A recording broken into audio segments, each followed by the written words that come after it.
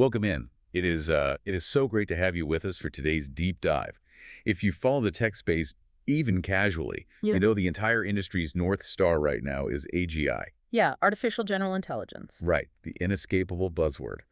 We're all essentially waiting for this singular magical finish line to be crossed. And the discourse surrounding it is incredibly intense. Oh, it's at a total fever pitch. Exactly. On one side, you have the doomers, Mm-hmm.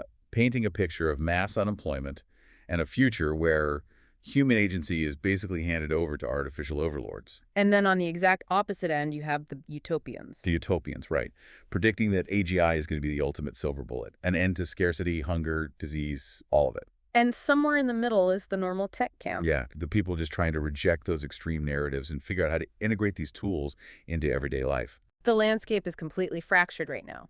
But the underlying issue, and this is what we really need to examine today, is that the central concept driving all of this panic and promise is something the industry hasn't even clearly defined. That's the crazy part. I mean, AGI means something wildly different depending on who you ask in Silicon Valley. Which sets up the mission of today's deep dive perfectly. Because what if the very concept of AGI is a flawed myth? What if chasing this one monolithic, human-like intelligence is actually leading the industry down a blind alley? It's a massive question. It is. So today we're going to shatter the illusion of general intelligence and redefine what the future of AI actually looks like. To guide us, we are looking at a highly provocative new preprint paper dated March 2, 2026. A really fascinating piece of work. The authors are Judah Goldfeder, Philippe Whiter, Yann LeCun, and Ravid Schwartziv. And the title just lays their cards right on the table. It's called AI Must Embrace Specialization via Superhuman Adaptable Intelligence. They do not hold back. Okay, let's unpack this. Because the paper starts by delivering a fairly massive blow to our collective ego. They argue that human intelligence is not actually general at all. It is a profound shift in perspective. I mean, we naturally use human cognition as the ultimate paradigm of generality. Sure, because it's all we know. Right. We assume that because a single human can, say, learn to play the piano, do calculus, and fix a leaky sink, we possess this universally applicable intelligence. But looking at this through an evolutionary lens reveals that feeling of generality is just an illusion. An illusion. Yeah. Evolution did not engineer humans to be general-purpose computing machines. It honed us over millions of years to be highly specialized in a very narrow, specific domain. Which is just physical survival, right? Exactly. The physical survival skills required to navigate and stay alive on planet Earth. So we just don't feel like specialists because we are surrounded by an environment we evolved to master? That is the perfect way to frame it. We define intelligence by the things we naturally happen to be good at, and then we just hand ourselves a gold medal for being the standard. Right. We cannot perceive our own cognitive blind spots. We are entirely incapable of performing tasks outside of our narrow evolutionary range. But since those tasks don't pop up in our daily lives, we don't realize how limited our brains actually are. That makes total sense. This dynamic is perfectly captured by something called Moravec's paradox. Moravec's paradox, yes. Yeah, it's the observation that the things humans find innate, subconscious, and completely easy, like walking across a cluttered room, or recognizing a friend's face in a crowd, or adjusting our grip on a slippery glass, those things require massive, mind-boggling amounts of computational power to program into a machine. But then it completely flips when we look at tasks we consider difficult. Exactly. The things that require intense, draining cognitive effort for us, like solving advanced calculus or calculating 1,000,000 possible moves in a chess game, are actually mathematically straightforward for computers. That paradox really exposes our biological bias. I mean, the skills that kept our ancestors alive feel easy, so we dismiss them as basic functions. But chess... Chess isn't going to help you run away from a predator. Exactly. It's incredibly hard for our specialized brains to process, so we culturally elevate it to the absolute peak of general intelligence. The authors actually use a fantastic example to drive this home involving Magnus Carlsen. Oh, the chess grandmaster. Right, widely considered the greatest human chess player of all time. The paper asks a rather brutal question.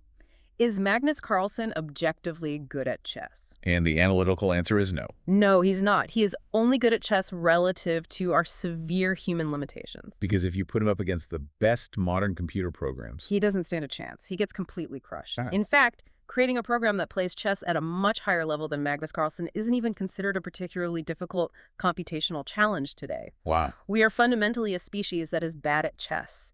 Magnus is just much better at coping with our biological limitations than the rest of us. I really want you, the listener, to pause and consider the implications of that. How much of what you think of as general intelligence is just this localized, human-centric flattery? It's a humbling thought. It really is. We Yeah. look at a grandmaster or a brilliant engineer and think, wow, the human mind can do anything. But it can't. We are highly adaptable, absolutely. But we are fundamentally specialized creatures restricted to a specific evolutionary bandwidth. And that realization completely destabilizes the way the tech industry talks about AGI. If human intelligence isn't actually general, then using human capabilities as the baseline for artificial general intelligence is internally inconsistent. It's an oxymoron. It really is. Which explains the utter chaos in the AI industry right now. High-profile executives and researchers are constantly making contradictory claims. Someone says AGI is already here. The next day, someone says it's 50 years away. They're arguing over a completely overloaded term. Exactly. To help cut through the noise, the authors of this paper built an incredibly useful two-dimensional semantic map to visualize all these conflicting definitions. Visualizing it really helps clarify why everyone is talking past each other. So walk us through this map. Imagine a graph. On the vertical axis, you have the capability of the AI. This ranges from an AI that can simply do tasks out of the box, which measures baseline performance, up to an AI that can learn to do new tasks. Which measures adaptability. Correct. So baseline doing versus adaptable learning. Then on the horizontal axis, you have the scope of the tasks. On the far left, you have anything, meaning literally any computable environment in the universe. That's a huge... Massive. But moving to the right, the scope narrows to anything important, then narrows further to anything humans can do, and finally on the far right, anything economically important that humans can do. So you end up with definitions scattered all over this map. Some researchers demand an AI that can learn literally any computable task, while others just want a system that, out of the box, can do economically valuable corporate jobs. And the benchmarks they use to measure these wildly different goals are just as messy. Right, you have language-based evaluations like the classic Turing test. But the authors contrast that with Steve Wozniak's coffee test. The coffee test is a great metric. I love this one. Wozniak argued that true intelligence requires physical embodiment. His test is, can a robot walk into a completely random, unseen kitchen, figure out where the mugs are, find the coffee maker, and brew a cup of coffee? It's a brilliant thought experiment because it highlights how language alone, which is the domain of current large language models, is insufficient for general intelligence. Yeah, human intelligence adapts to unseen physical environments seamlessly. Although, let's be honest, it is hard enough for me to find a mug in a friend's kitchen without awkwardly opening every single cabinet and apologizing. True. So asking a robot to do it flawlessly is a tall order. But it really highlights the gap between chatting and doing. It absolutely does. Now, we should impartially note that this framework faces significant pushback from the top of the industry. The paper acknowledges that prominent figures like Demis Hassabis and Elon Musk strongly object to tearing down the concept of generality. And what's their argument? Their counter-argument relies on the concept of a Turing machine. They argue that the human brain, given its neural architecture, is theoretically capable of computing anything. So their viewpoint is that the brain is the most exquisite, complex phenomena in the universe, and therefore it is fundamentally general. Yes. But how does the paper rebut that specific claim? Because they don't just let that stand. The authors argue that the Turing machine defense relies entirely on idealized theoretical conditions. Yes, if you grant a human infinite time, infinite memory, and infinite attention, we could theoretically compute any computable problem. But we don't have infinite time or memory. Exactly. Humans operate under strict, finite constraints. Because of our biological limits, we can only ever handle a microscopic sliver of the vast, unimaginably large space of possible functions. And this is where the paper introduces a foundational principle in computer science, right? The no free lunch theorem. Yes. Let's really break down the no free lunch theorem, because this seems to be the mathematical nail in the coffin for true AGI. The no free lunch theorem essentially proves mathematically that no single optimization strategy or machine learning algorithm works best for every possible problem. Meaning, if you design an algorithm to be exceptionally good at one type of problem, the mathematics dictate it must be worse at another. So there is no universal master key. Is there a good way to visualize this constraint for someone who isn't a computer scientist? Think of it like a smartphone battery powering different chips. Okay. If you design a specialized chip dedicated solely to processing camera images, it runs efficiently and flawlessly for days. But if you take that exact same battery capacity and force a generalized chip to simultaneously run the camera, render high-end 3D video games, and constantly calculate GPS routes without any specialized cores, The battery drains in an hour. it drains in an hour and it does all three tasks poorly. Computational energy works the same way. If you have a finite amount of compute and direct it towards a specific set of tasks, you achieve superhuman performance. But if you demand your AI be truly general, If you distribute its finite compute across an infinite amount of possible tasks, the energy dedicated to each individual task approaches zero. it just mathematically waters itself down to the point of uselessness. Yeah. Universal generality isn't just difficult, it violates the laws of computation. You cannot have a single unspecialized architecture that optimally folds proteins, manages a city's power grid, writes a symphony, and plays chess. It is practically impossible. Here's where it gets really interesting. This completely reframes how we should look at the industry's trajectory. If universal generality is a mathematical myth and human-centric AGI is just our own biological bias, what should we be building? The paper's answer is unequivocal: specialization. Specialization. To justify this, the authors draw a fascinating parallel between evolutionary biology and market economics. How so? In nature, organisms face constant survival trade-offs. A purely generalist organism, one with genetic traits trying to be adequately suited for every possible environment, never possesses the ideal, finely tuned combination of traits to actually thrive in any single localized environment. Right. Natural selection fiercely favors organisms that specialize for their specific niche. If an organism is too metabolically costly or too inefficient, it dies out. And we see that exact same selection pressure in the business world every day. A massive, bloated mega corporation that tries to be all things to all consumers usually gets entirely disrupted by a lean, highly specialized startup that just does one single thing perfectly. AI models face that exact same evolutionary pressure.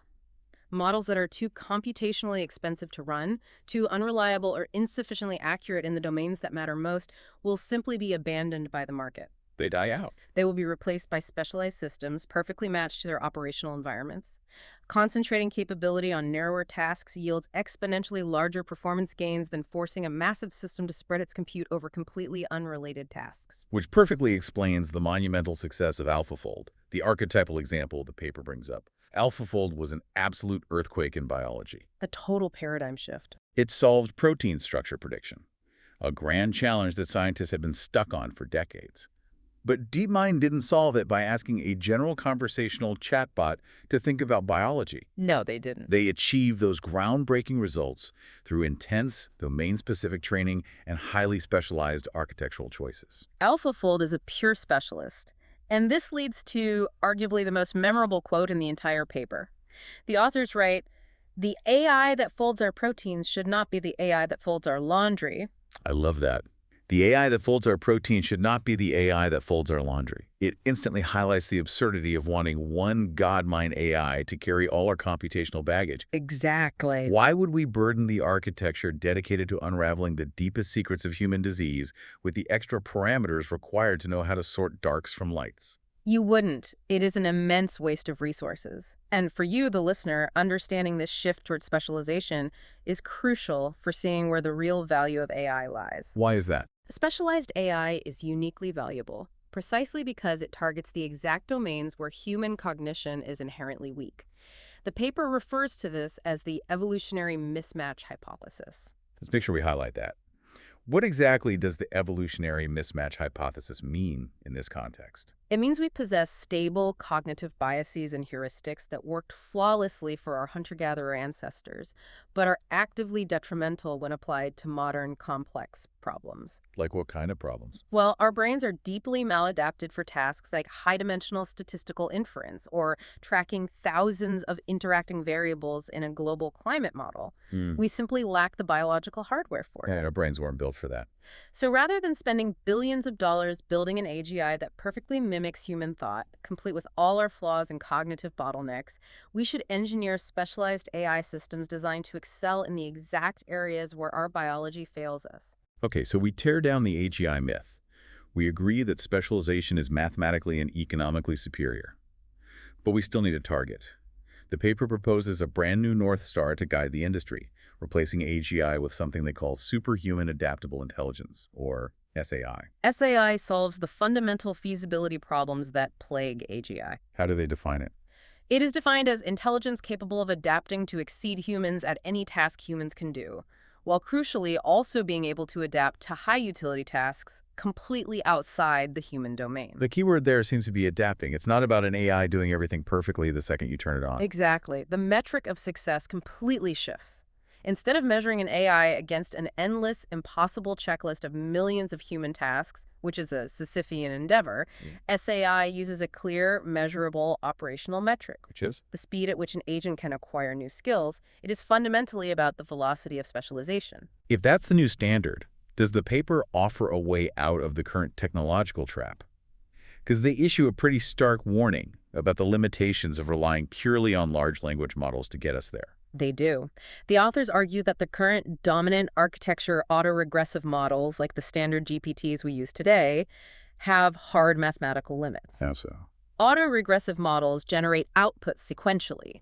They predict the next token, or piece of a word, based strictly on the sequence of tokens that came before it. Right. The critical flaw here is compounding errors. If an LLM makes a microscopic, probabilistic mistake early in a long chain of reasoning, that error doesn't just sit there. It diverges exponentially as the model continues to predict. So the further out it tries to plan, the more it hallucinates or breaks down. Precisely. In practice, this makes them incredibly brittle for long-horizon, complex tasks that require rigorous logic. Furthermore, the paper warns that architectural homogeneity is dangerous. Meaning everyone doing the same thing? Right. If the entire global research community focuses solely on autoregressive LLMs, it artificially narrows the search space, potentially blinding us to the true breakthroughs required for SAI. So if we can't just scale up our current chatbots to reach SAI, what is the actual technical roadmap? The paper outlines two massive technical pillars. The first is self-supervised learning, or SSL. Okay, SSL. For an AI to be highly adaptable, it needs to acquire a vast foundational knowledge of how the world works. Historically, we relied on supervised learning, where humans meticulously labeled data sets, like tagging a million photos of cats as cat. But that is agonizingly slow. And it simply cannot scale to encompass the complexity of the real world. So how does SSL bypass that human bottleneck? SSL algorithms are designed to find the internal structure and patterns in massive amounts of raw, unlabeled data all on their own. The authors believe this is the key because it enables learning in the embedding space. Let's demystify embedding space for a moment, because that sounds highly technical. Think of the embedding space as a multidimensional room where the AI organizes concepts. Instead of just memorizing a dictionary of words, the AI maps out the actual relationships between ideas. Give me an example. Concepts that are similar, like king and queen, are placed physically close together in this mathematical room. SSL allows the model to learn the underlying structural meaning of the world rather than just statistically guessing the next piece of text. That makes a lot of sense. So SSL gives it the foundational concepts. What is the second pillar? The second pillar is the development of predictive world models. The paper explicitly states that pixels are not state. Pixels are not state. This is a very dense phrase.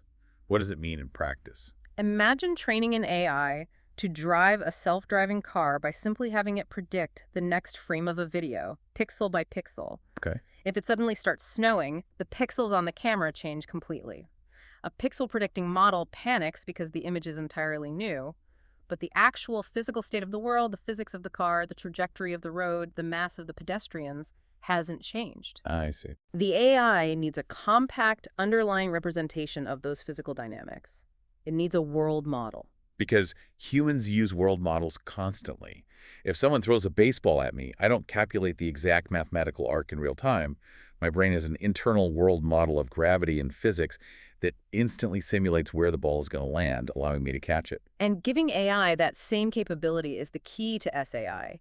If an AI possesses a robust predictive world model, it can encounter a novel problem it has never seen before, run a simulation of potential solutions internally, and execute a zero-shot task transfer. Meaning, it adapts instantly to a new environment without needing to fail 1,000 times first. Exactly. Reaching superhuman adaptable intelligence will require a vast, diverse ecosystem of these modular hierarchical models all working together. So what does this all mean for you, the listener, as you navigate the news and the hype surrounding AI? It means we need to let go of the sci-fi romance. The dream of building a single, all-knowing, human-like God mind is fundamentally flawed. The evidence really points against it. From the harsh realities of evolutionary biology, to market economics, to the strict mathematical limits of computation, it all shows that universal generality is a myth. The real future of AI isn't one monolithic brain. It is a beautifully diverse ecosystem of hyper-adaptable, specialized modules engineered to collaborate. And dropping that human-centric benchmark is actually the most liberating thing we can do for artificial intelligence. Oh, so. By acknowledging our own profound cognitive limitations and evolutionary mismatches, we free AI to be exponentially more useful to society.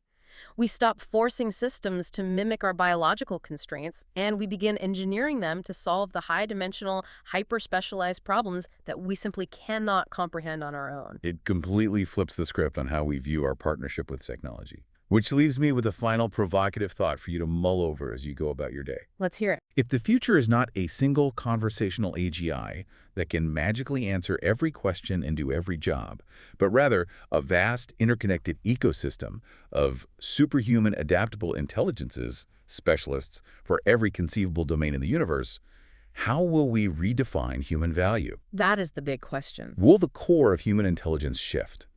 Will it move away from the traditional idea of knowing how to do things ourselves and instead become the mastery of knowing exactly which specialized AI to ask? It is a radically different way to look at the future of work, education, and human progress. Absolutely. Thank you so much for joining us on this deep dive. We hope it shattered some myths and gave you a totally new lens through which to view the incredible technological developments happening around us. Until next time.